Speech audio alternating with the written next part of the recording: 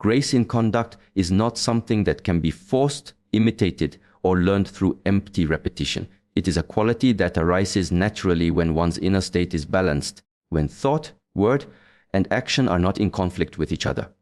Many believe grace is about outward elegance, the smoothness of movement, the polish of etiquette, or the refinement of speech. But true grace has very little to do with these outer ornaments. It begins much deeper, in the place where intention is born. When intention is pure and free of distortion, conduct naturally carries a quiet strength, a harmony that requires no performance. The opposite of grace in conduct is aggression, arrogance, or defensiveness. When a person is unsettled within, when they are trying to prove themselves, when they are constantly reacting to the world around them, their actions cannot be graceful. They may succeed in displaying control on the surface, but beneath that surface lies turbulence. Grace does not come from control, it comes from alignment. Alignment between inner thought and outer action creates a rhythm that others can feel without explanation. In daily life, we encounter countless situations that test our composure. The way someone speaks to us, the pressure of responsibilities, the friction of relationships, all of these moments invite reaction. Graceful conduct is not the absence of response, it is the cultivation of a response that does not cause harm, that does not add unnecessary weight to the interaction, to respond with calmness when provoked, to remain centered when tested, to stand firm without hostility. This is grace. It is not weakness, for it requires great strength.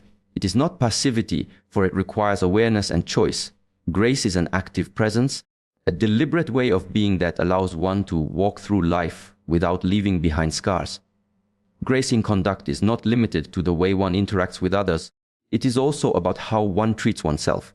Many people speak kindly in public yet are harsh within their own minds. They may smile outwardly but punish themselves with inner criticism, impatience, and judgment. This lack of grace toward oneself eventually leaks into the outer world. If the internal dialogue is hostile, the external conduct cannot be free of its influence. True grace must first be established within. It is seen in how gently one corrects oneself, how patiently one allows growth to unfold, and how compassion is extended inward. To embody grace, one must first learn the art of slowing down. When action is rushed, when speech is hasty, when the body moves with urgency rather than awareness, grace cannot appear. Grace is born in the pauses, in the ability to give space before speaking, in the capacity to breathe before reacting, in the willingness to move with intention rather than compulsion. It is in this space that wisdom arises, and with wisdom, action becomes graceful. Grace is also connected to humility. A person who is humble does not seek to dominate, does not need to overshadow others, does not insist on being recognized. In humility, conduct naturally becomes softer, gentler, more considerate. This does not mean one becomes invisible or silent. It means the energy behind one's actions no longer carries the sharp edges of ego. Grace reveals itself most clearly when power and strength are present but are not used to intimidate or control. Power without grace destroys, power with grace elevates. Consider the way water moves. It has the strength to carve valleys and shape mountains, yet it flows with gentleness. It does not resist the form it takes, it adapts and continues. This is the model of grace. To move with strength yet without harshness, to carry resilience without hardness, to adapt without losing one's essence. Conduct that mirrors water is conduct that influences without force, teaches without preaching, and touches without wounding. Grace in conduct is not something to be performed for an audience. When it is authentic, it remains the same whether anyone is watching or not. It is present in the smallest gestures. The way one places an object down rather than dropping it carelessly, the way one listens fully rather than waiting to reply, the way one offers presence without distraction. It is in these ordinary moments that true character is revealed and grace either shines or disappears. To live with grace in conduct is to become aware that every movement, every word, every choice leaves an impression. These impressions accumulate in the minds and hearts of others, shaping how they feel in your presence. Some leave behind heaviness, others leave behind tension, and some leave behind peace. Grace ensures that what remains after your presence has moved on is lightness, dignity, and respect. Grace requires discipline. It cannot flourish in a life that is chaotic, reactive, and unexamined. Discipline here does not mean rigid control, but a steady cultivation of awareness. It means practicing stillness when the mind races, practicing patience when circumstances test you, practicing kindness when irritation arises. These small disciplines are what polish conduct until it reflects grace. Grace also has an element of forgiveness within it. To carry resentment in conduct is to allow bitterness to shape one's presence. A graceful person knows that holding on to grudges poisons both self and others. In releasing resentment, the body softens, the tone of voice softens, and action loses its sharpness. Forgiveness, then, is not only a gift to others, but a foundation for graceful living. Grace in conduct transforms relationships. It allows communication to flow without hostility, disagreements to be resolved without escalation, and respect to remain even in the face of difference. When one carries grace, it creates an atmosphere where others feel safe, respected, and valued.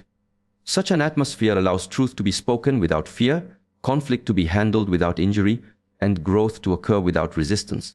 Grace in conduct is ultimately a reflection of inner mastery. When one has stilled the mind, softened the heart, and disciplined the body, grace emerges without effort. It does not need to be practiced in the sense of imitation.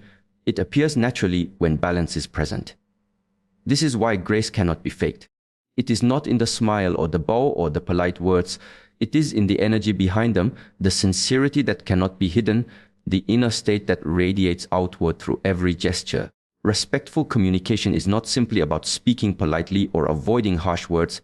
It is about cultivating a state of awareness where every word, every gesture, and even every silence carries the intention of honoring the presence of another human being. In every interaction, there is an exchange of energy, and when that exchange is rooted in respect, it uplifts both the one who speaks and the one who listens. Respectful communication is not just an external skill, but a reflection of inner balance. The way we choose to communicate mirrors the way we perceive ourselves, others, and the world. At its essence, respectful communication begins with listening. Most people believe communication is only about what they say, but real respect is first shown in how deeply they can listen. To listen is to empty oneself, even if only for a brief moment, of judgment, assumptions, and the urge to respond. Listening requires patience, the ability to quiet the mind, and the openness to allow another person to fully express themselves without interruption. When one listens in this way, the other feels seen, feels valued, and feels safe. This is the foundation of connection, and without it, communication quickly turns into competition, where each voice fights to be louder instead of truer. Respectful communication also requires clarity. Words that are careless, vague, or reactive carry confusion and leave behind wounds. But when words are chosen carefully, with intention and precision, they have the power to heal, guide, and inspire. Clarity does not mean coldness. It means speaking in such a way that the essence of your message cannot be misunderstood. It means avoiding unnecessary harm by recognizing that words, once spoken, cannot be taken back. In this way, each sentence becomes a conscious choice, and each interaction becomes an opportunity to create harmony rather than discord. Another important dimension is humility. To communicate respectfully is to recognize that your truth is not the only truth. Each individual carries their own experiences, perspectives, and emotions that shape how they see the world. Respectful communication honors this diversity by allowing space for multiple perspectives to coexist. It does not seek to dominate or to prove superiority, but to create understanding. Humility softens the ego and allows one to speak without the need to win, defend, or control. It is through humility that communication becomes a bridge rather than a barrier. Tone and body language are also silent participants in communication. One may speak words that appear kind, but if the tone is dismissive or the body language is closed, the message will carry the weight of disrespect. Respectful communication aligns not only words, but also tone, posture, and presence. It is the alignment between what is spoken and what is felt that creates trust. When a person's tone carries warmth, when their body is relaxed and open, when their eyes reflect genuine attention, then the words they speak naturally resonate more deeply. Respectful communication requires self-control. In moments of conflict, it is easy to react impulsively, to defend, to blame, or to strike back with words that wound. Yet it is in these moments that respect is most tested and most necessary. To pause, to breathe, to withhold words until the heart is calm. This is a discipline. It transforms communication from a battlefield into a space for resolution. Respect does not mean avoiding difficult conversations. It means approaching them with the intention to resolve, not to harm. It means remembering that the goal is understanding, not victory. Respectful communication also involves responsibility. One must take responsibility for the energy they bring into a conversation. If one speaks with bitterness, that bitterness spreads. If one speaks with kindness, that kindness spreads. The responsibility is not only for what is spoken, but also for how it is received. If another misunderstands, respectful communication does not respond with blame, but with the willingness to clarify, to explain again, and to ensure that connection is restored. Responsibility means owning one's words, one's tone, and one's impact without hiding behind excuses or placing the burden on others. Respect grows deeper when silence is valued as part of communication. Not every moment requires words. Sometimes the most respectful act is to remain silent, to allow another space to reflect, or to allow emotions to settle before responding. Silence can be a form of respect when it comes from awareness, not avoidance. It gives space for depth, space for truth to surface, and space for wisdom to arise. Respectful communication is not measured by the number of words spoken, but by the quality of presence that accompanies them. At the heart of respectful communication lies compassion. To see another not as an opponent, not as an obstacle, but as a fellow human being on their own journey transforms the way we speak and listen.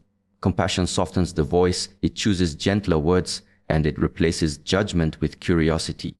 When compassion guides communication, even disagreements can become pathways to deeper understanding rather than walls of division.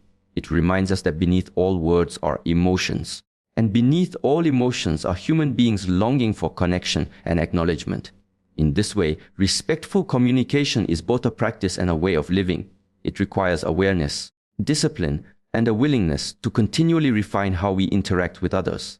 It asks us to look beyond the surface of words and to honor the presence of every individual with whom we speak. It is not reserved for formal situations, but belongs equally in the smallest exchanges of daily life.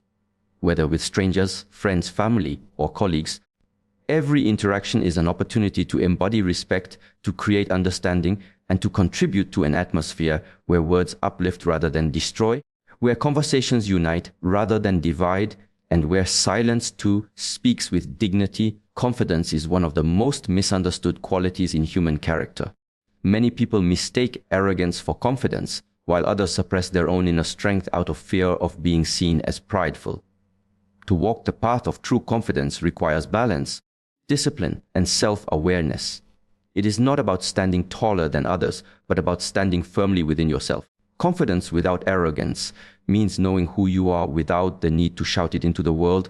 It means radiating strength that inspires rather than diminishes. And it means embodying calm assurance that is rooted in inner stability rather than external validation. Confidence grows from the soil of self-knowledge. When a person understands their strengths and weaknesses, they are not easily shaken by the judgments or comparisons of the outside world. Arrogance, on the other hand, is often the disguise of insecurity. The arrogant individual builds a wall of superiority, needing others to see them as powerful to hide their inner fragility. Confidence is quiet, but arrogance is loud. One strengthens connection, the other isolates. One builds bridges, the other burns them. The true task is to recognize where your energy is placed. Do you seek to control how others perceive you? Or do you trust in the substance of your being? To cultivate confidence without arrogance, it is necessary to embrace humility. Humility does not mean weakness or submission. It is the recognition that growth never ends, that no matter how much you have achieved or how much wisdom you have gained, there is always more to learn. The humble person walks with confidence because they are not afraid to be a student of life. They are secure enough in themselves that they do not fear appearing imperfect. Arrogance resists learning, believing it already knows everything. Confidence is open and receptive. Arrogance is closed and rigid. There is also an important connection between confidence and presence. A confident individual is fully present in the moment. Their mind is not trapped in the fear of what others think, nor in the desire to prove themselves. They act with clarity because they are aligned with their inner center. Arrogance, however, constantly needs an audience. It feeds on comparison, on being better, on showing off. When presence is replaced by performance, arrogance takes over. When presence is cultivated through mindfulness, true confidence begins to shine. Confidence without arrogance requires mastery over the ego. The ego always seeks validation, recognition, and control. If left unchecked, it creates the need to constantly announce achievements, to compete endlessly, and to dominate others. But when the ego is understood and disciplined, it becomes an ally instead of a master. The person no longer needs to push their power outward, because it is already felt inwardly. This is why true confidence is often described as effortless. It does not need to prove itself. It is simply there, like a mountain that does not need to declare its height, or the ocean that does not need to proclaim its depth. The balance of confidence without arrogance is also reflected in action. Consider how one speaks. The arrogant tone is sharp, dismissive, or heavy with superiority. The confident tone is calm, steady, and respectful. Consider how one carries themselves. Arrogance walks with a need to be noticed. Confidence moves with quiet assurance, not needing attention, but naturally drawing it. In both large and small gestures, the difference between arrogance and confidence can be seen. Confidence uplifts others because it recognizes no threat in their strength. Arrogance diminishes others because it fears being overshadowed. True confidence is deeply connected to compassion. When you feel secure within yourself, you no longer need to dominate or belittle. You can listen more deeply, support more sincerely, and give without fear of losing.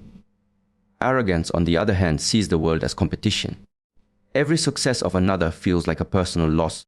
Every compliment given to someone else feels like a threat. Confidence without arrogance celebrates the growth of others because it knows that another person's light does not dim your own. It is also important to understand that confidence does not mean the absence of doubt.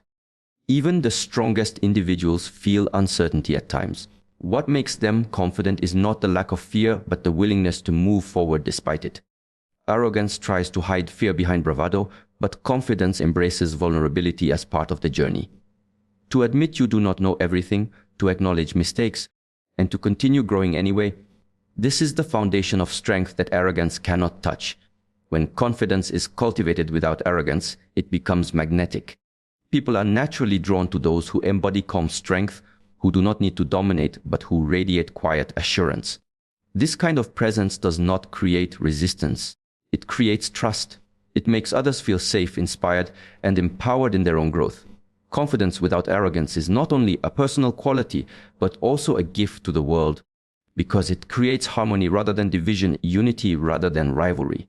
The cultivation of such confidence requires discipline of the mind, body, and spirit. Through self-reflection, you learn to recognize your patterns. Through discipline, you train yourself to act with intention rather than impulse. Through mindfulness, you become aware of when the ego tries to take control. And through compassion, you root yourself in something greater than your own image. In this way, confidence becomes not a mask you wear, but a state of being that grows naturally from your alignment with truth. Confidence without arrogance is not about making yourself bigger, but about becoming whole. It is not about needing the world to see you, but about seeing yourself clearly. It is not about power over others, but about power within yourself. It is about walking a path where your strength is not measured by comparison, but by the steadiness of your own steps, the calmness of your own breath, and the clarity of your own mind. Emotional balance is not the absence of emotions, but the wisdom to understand them, manage them, and allow them to flow without being enslaved by them. Life brings with it constant change, and with change arises joy, pain, excitement, fear, anger, and love. Each emotion has its place, each has its role, but imbalance arises when we cling to one, suppress another, or let ourselves be carried away completely. To live with balance does not mean denying what we feel. It means learning to be aware of the storm inside without letting the storm control the direction of our lives. When we are children, emotions move through us quickly. A child cries, then laughs within minutes. There is no holding on, no resistance, no judgment. Over time, however, we learn to suppress emotions because society tells us some are acceptable while others are not. We may hear, "Don't cry," or "Don't be angry," and so we bury these natural waves deep inside. What we bury, though, does not disappear. It lingers, waiting for release, often showing itself through stress, tension, or sudden bursts of reaction. Emotional balance begins with the courage to acknowledge what has been ignored. Only when we can see what lies inside can we choose how to respond rather than being trapped in unconscious reaction. Balance requires presence. When anger rises, can we notice it without immediately projecting it onto another? When sadness comes, can we allow it without drowning in it? This is not easy because emotions are powerful forces. They carry the energy of movement, designed to pass through us. The difficulty arises when we grasp, when we hold on to the stories connected to the feeling.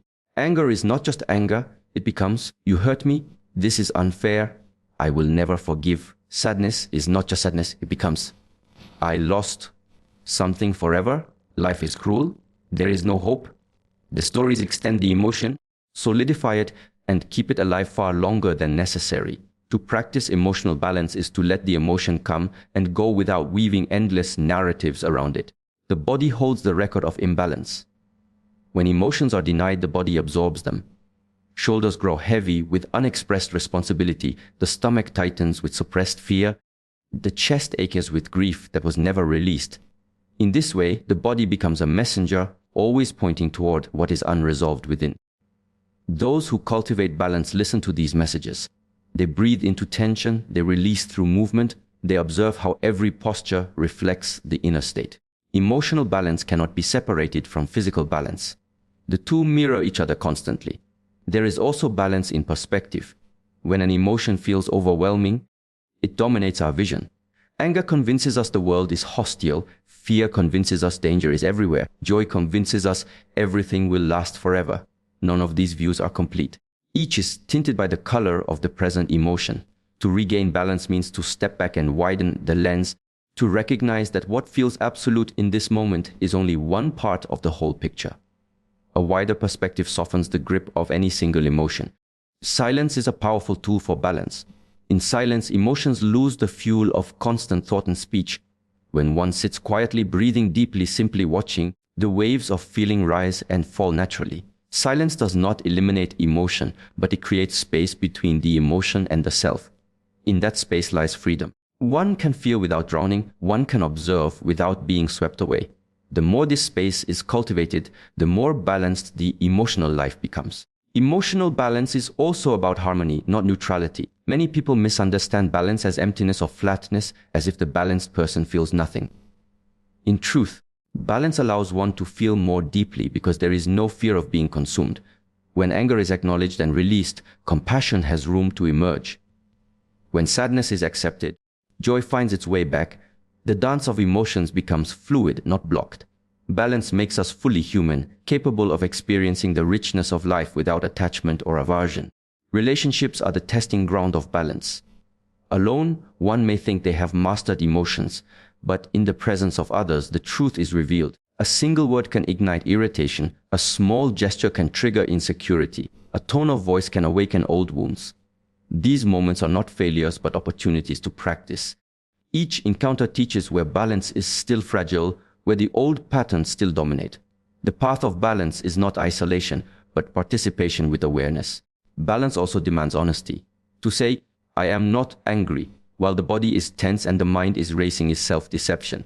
To pretend to be calm while boiling inside is imbalance. Emotional balance begins with truthfulness. Yes, I am angry. Yes, I am afraid. Yes, I am hurt. By naming the reality, one already begins to disarm it. What is seen clearly cannot manipulate as powerfully as what is hidden. Time plays a role as well. No state of emotion is permanent. The mind, however, clings and replays, turning temporary storms into endless seasons. To remember the impermanence of emotions is to remember balance. Everything comes, everything goes. The wise do not resist this truth. They ride the wave, they let it pass, and they return to stillness. Emotional balance is not achieved once and for all. It is an ongoing practice like maintaining physical health. Each day presents new challenges, new triggers, new lessons. The practice is to return again and again to awareness, to presence, to acceptance. Through this repetition, balance grows stronger. There is a quiet strength that lives within simplicity, a depth that cannot be found in the noise of excess or the distractions of constant accumulation. Simplicity does not mean emptiness, nor does it mean a lack of substance. Instead, it is a refinement, a distillation, a returning to what is essential. To embrace simplicity is to cut away what is unnecessary so that the essential may shine with clarity. In this process of subtraction, what remains is not weakness but elegance, a natural radiance that does not demand attention but receives it effortlessly. Simplicity begins with awareness. In a world that constantly offers more choices, more information, more possessions, it is easy to confuse abundance with fulfillment. Yet when we pause and look closely, much of what we hold on to weighs us down rather than lifts us up. The elegance of simplicity lies in discerning what truly serves our lives and what simply fills space. To simplify is to practice clarity, and clarity brings freedom. A cluttered mind, like a cluttered space, is restless. A mind free of excess is calm, open, and receptive. There is a natural elegance in the way water flows. It does not struggle. It does not insist on holding shape. It adapts and moves, finding the simplest path. In the same way, when life is simplified, it flows more freely. Obstacles no longer appear as immovable walls, but as invitations to redirect. This is why simplicity is not about deprivation, but about alignment. When everything unnecessary is removed, energy aligns naturally with purpose, and there is no waste in motion. Every thought, every step, every word carries weight because it is chosen with intention. Simplicity is also discipline. It requires the courage to resist the pull of unnecessary desires, the courage to say no when the world is screaming yes. To practice simplicity is to practice restraint, and restraint gives birth to power. A person who no longer needs to prove themselves through possessions or validation holds a strength that cannot be shaken. Their elegance is not something worn like clothing, but something that emanates from within, unforced and undeniable. True simplicity is not found in what we remove alone, but in what we choose to keep. It is an art of selection. When an artist paints, every stroke matters. When a poet writes, every word holds weight. In the same way, when one lives simply, every action carries meaning. Elegance arises when nothing is wasted, when nothing is excessive, when nothing is done for appearance alone. It is the refinement of being. Nature reflects this truth endlessly. A single tree standing tall in an open field can be more striking than a forest cluttered with competing branches. A mountain rising against the sky holds more majesty than a city crowded with noise. The stars scattered across the night remind us that beauty does not come from overwhelming numbers, but from quiet presence. Simplicity magnifies elegance because it leaves space for essence to breathe. In relationships too, simplicity carries its own grace. Communication becomes clearer when stripped of unnecessary games. Authenticity shines brighter when not covered by layers of pretense. Connection thrives when built on presence rather than performance. The elegance of a simple relationship lies not in grand gestures, but in quiet understanding, not in constant display, but in steady presence. What is uncomplicated is not shallow, it is deeply rooted. Simplicity also transforms the way we carry ourselves through time. Life is not measured by how much we can hold, but by how lightly we can move. When the burden of excess is shed, each step becomes freer, each breath fuller. Elegance is not only in appearance but in motion, in the ease with which one passes through life without clinging, without dragging what no longer serves. A life of simplicity is a life of flow, where the present moment is not overshadowed by the weight of what is unnecessary. Yet simplicity is often misunderstood as lack, as poverty, as emptiness. But what is simple is not poor, it is pure. A simple meal prepared with care can nourish more deeply than a banquet served with distraction.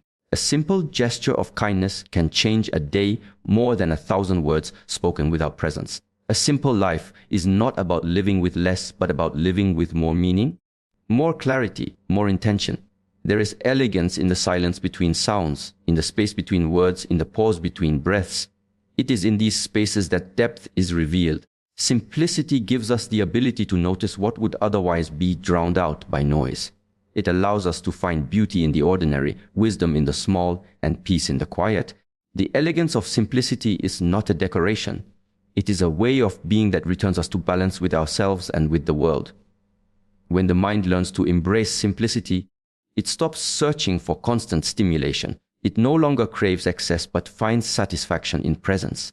It begins to notice the subtle patterns of life, the rhythm of nature, the movement of breath, the stillness that underlies all activity.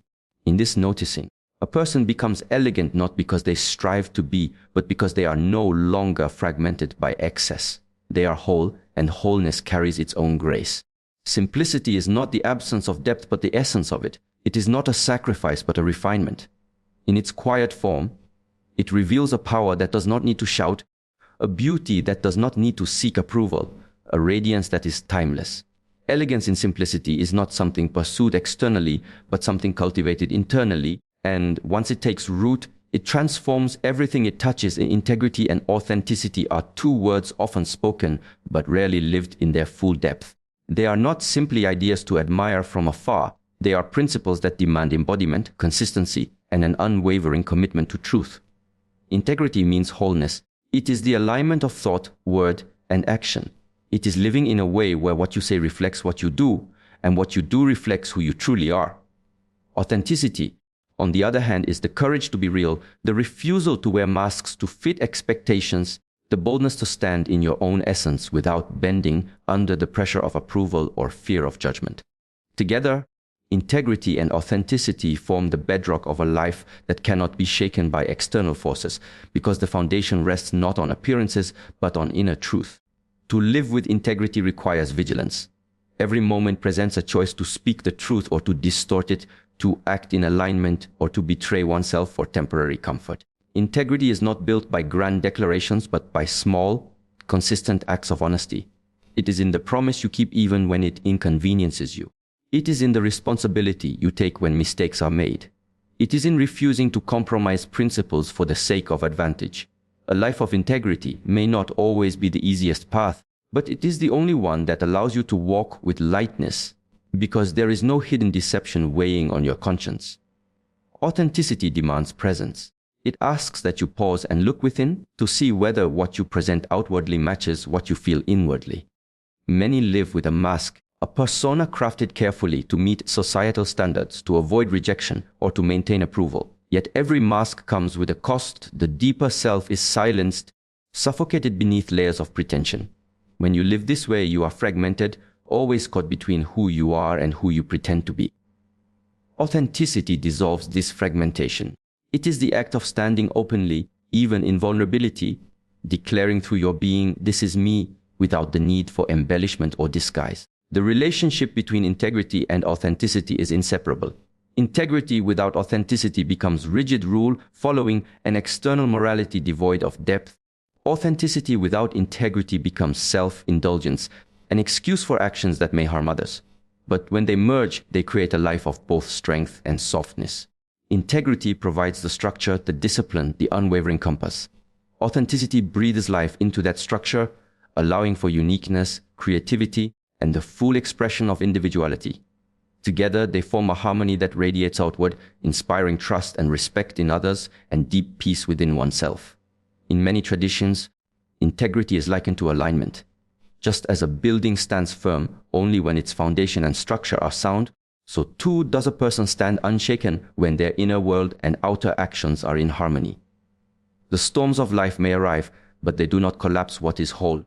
Integrity is not a shield against challenges, but it gives you the strength to face them without breaking. And authenticity is the flame that burns through illusion. When you are authentic, you cannot be manipulated by false praise or crushed by unjust criticism. You know who you are, and in that knowing, you stand rooted. To cultivate integrity and authenticity requires courage. Courage to admit mistakes. Courage to let go of roles that no longer serve you. Courage to say no when everything around you pressures you to say yes. Courage to be disliked for being real rather than loved for being false.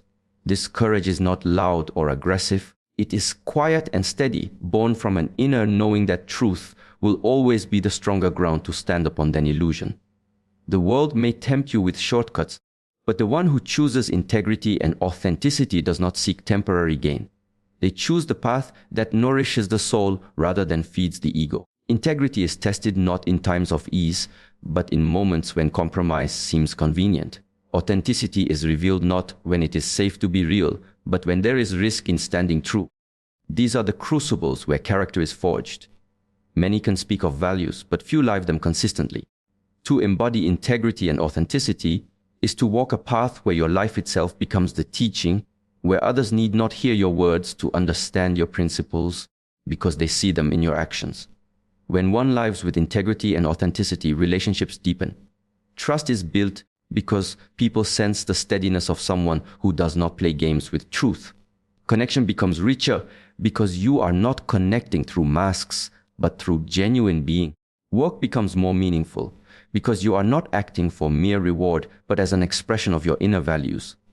Life itself feels lighter because there is no inner conflict between who you are and who you pretend to be. Yet it must be remembered that integrity and authenticity are not destinations, but ongoing practices. They must be chosen again and again. Every situation becomes an opportunity to either strengthen them or weaken them. Every word spoken, every action taken, every decision made is part of this training. Some days you may fall short, but falling short does not mean failure. It means you are given another chance to practice, to realign, to embody more deeply. Living in this way is not about perfection, it is about wholeness. Integrity is the bridge that unites intention and action. Authenticity is the flame that burns away the false. Together they call forth a life of simplicity where there is no need to perform, to pretend, or to carry the burden of deception. In this simplicity lies immense strength because nothing is more powerful than a being who stands in truth, radiates authenticity, and moves in alignment with their deepest values,